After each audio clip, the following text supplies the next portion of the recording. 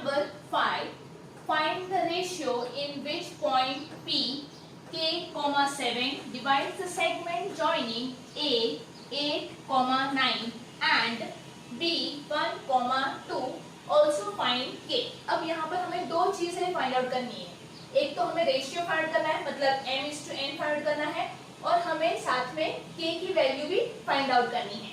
क्या बोला लोग ने? एक लाइन सेगमेंट है AB और उसको जो डिवाइड कर रहा है वो है पॉइंट P.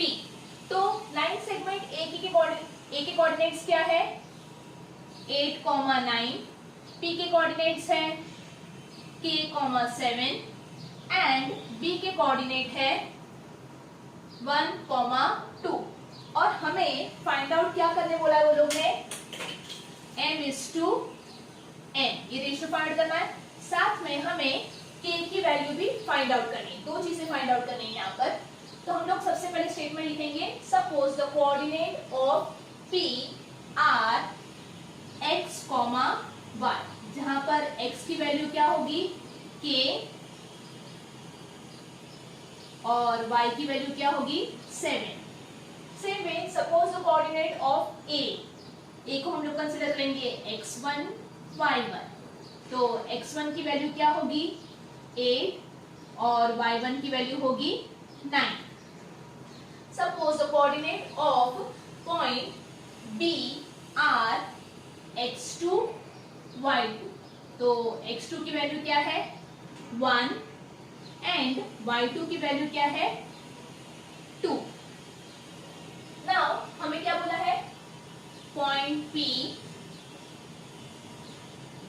डिवाइड, अच्छा हम लोग एक कंसीडर करते हैं,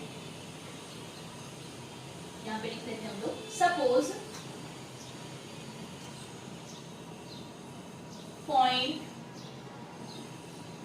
P divide line segment AB in ratio m/n. Yes.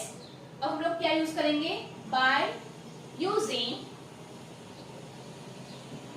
Section formula. Section formula क्या है? x = m x2 plus n x1 upon m plus n. But देखो यहाँ पर, देखो हमें क्या फाइंड करना है? m और n.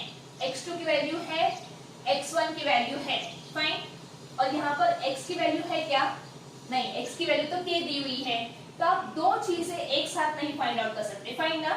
आप x की वैल्यू यहाँ पर क्या है? k है. तो k और m n दो चीजें आप एक साथ फाइंड आउट नहीं कर सकते. बट y की वैल्यू तो है ना, तो हम लोग क्या यूज करेंगे? Instead of x will use y वाला फॉर्मूला. तो आपको इजीली m और n की वैल्यू मिल जाएगी. तो y = m y2 plus n y1 upon m plus n. समझ में आया मैंने x वाला फॉर्मूला क्यों नहीं यूज किया? बिकॉज मुझे ये रेशियो भी फाइंड आउट करना है. मुझे यहाँ पे फिलहाल अभी रेशियो फाइंड आउट करना है. अगर मैंने x की वैल्यू लेती तो x के साथ तो k आ जाता, तो k और रेशियो दोनों एक साथ फाइंड आउट कर सकते नहीं ना. इसलिए मैंने यहाँ पर y वाला फॉर्मूला यूज किया है. अब y की वैल्यू कितनी है? 7. देखो n की वैल्यू यही तो हमें फाइंड आउट करना है. y2 is 2 plus n, y1 is 9 upon m plus n. चलो इसको हम लोग डिवीजन है, when it goes on the other side will become multiplication, is equal to m into 2 will give you 2m plus 9 into n will give you 9n. इसको multiply करेंगे हम लोग. 7m plus 7 into n will give you 7n is equal to 2m plus 9n. m और n को साथ में लेकर आएंगे और n और n को साथ में लेकर आएंगे. चलो यहाँ पर प्लस 2m है, when it goes on the other side will become minus 2m is equal to 9n जैसा है वैसा. प्लस 7 है तो यहाँ जाने का क्या हो जाएगा? minus 7n. 7 minus 2 will give you 5m is equal to 9 minus 7 will give you 2n. तो m upon n is equal to क्या आने वाला है 2 upon 5. तो ratio of m is to n is equal to nothing but 2 is to 5. Yes. So this is your ratio. ये हमें ratio मिल गया. अब हमें क्या फाइंड आउट करना है? रेशियो तो मिल गया, m is to n is nothing but 2 is to 5. अब हमें फाइंड आउट करना है k की वैल्यू. तो k की वैल्यू के लिए भी हम लोग यूज क्या करेंगे? Section formula he.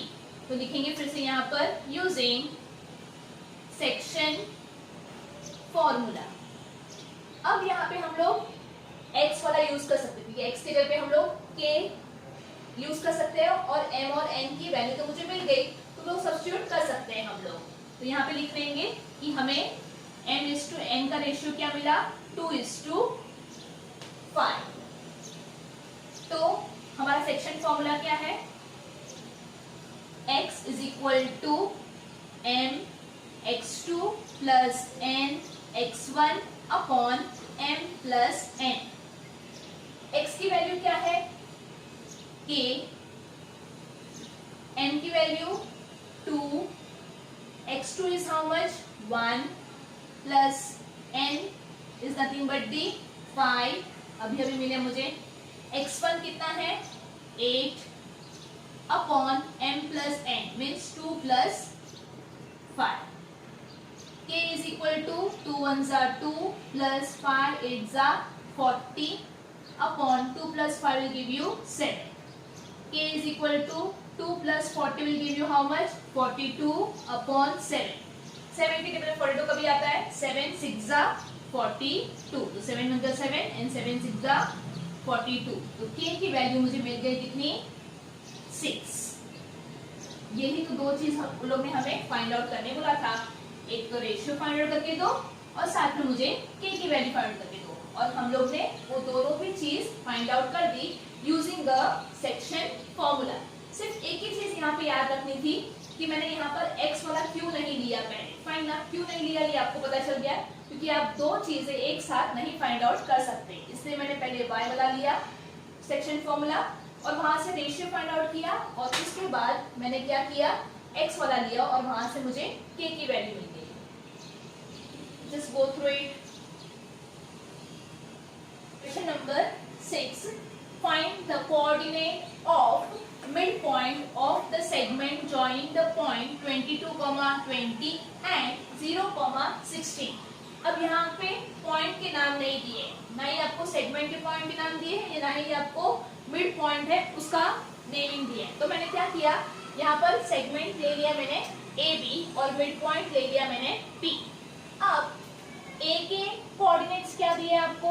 22 एंड 20. उसके बाद आपको B के कोऑर्डिनेट्स दिए हुए हैं 0, 16 और आपको क्या बोला है? Find the coordinate of the mid point. Mid point मतलब P का मुझे यहाँ पर कोऑर्डिनेट फाइंड आउट करना है. मैंने कंसीडर किया यहाँ पर कि P एक मिड पॉइंट है AB का. आप कोई भी x, y, z कुछ भी ले सकते हो. फाइंड ना, क्योंकि यहाँ पे नेमिंग नहीं दिए हैं तो आप अपने हिसाब से कुछ भी नेम कर सकते हो. तो सबसे पहले हमारा स्टेटमेंट क्या आएगा? Suppose the coordinate of P are. ये मुझे नहीं पता है इसलिए मैंने इसको x और y कंसीडर किया. Suppose the coordinate of A are x1, y1. तो x1 की वैल्यू क्या आएगी? 22 और y1 की वैल्यू क्या आएगी? 20. Suppose the coordinate of B are x2, y2. तो x2 की वैल्यू क्या आएगी? 0 और y2 की वैल्यू क्या आएगी? 60. मुझे क्या फाइंड करना है? Find the coordinate of a mid point. Mid point दिया है तो हमें कौन सा फॉर्मूला यूज करना पड़ेगा? By using a mid point formula. Mid point का फॉर्मूला क्या है बच्चों? x. वेरी गुड, चलो बोलो क्या था? x1 plus x2 upon 2. Easy. अब इसमें हम लोग सब्स्टिट्यूट करेंगे x1 और x2 की वैल्यू, क्योंकि x तो हमें फाइंड आउट करना है. x1 की वैल्यू कितनी है 22 प्लस x2 की वैल्यू कितनी है 0 upon 2. 22 plus 0 will give you 22 upon 2. 2 11 जा 22. तो हमें x की वैल्यू कितनी मिली 11. ये मुझे x की वैल्यू मिल गई. अब मुझे फाइंड आउट करना है y की वैल्यू. तो y के लिए फॉर्मूला क्या है y is equal to y1 plus y2 upon 2. अब y1 कितना है y1 की वैल्यू है 20 प्लस y2 की वैल्यू है 16 upon 2. 20 plus 16 will give you 36.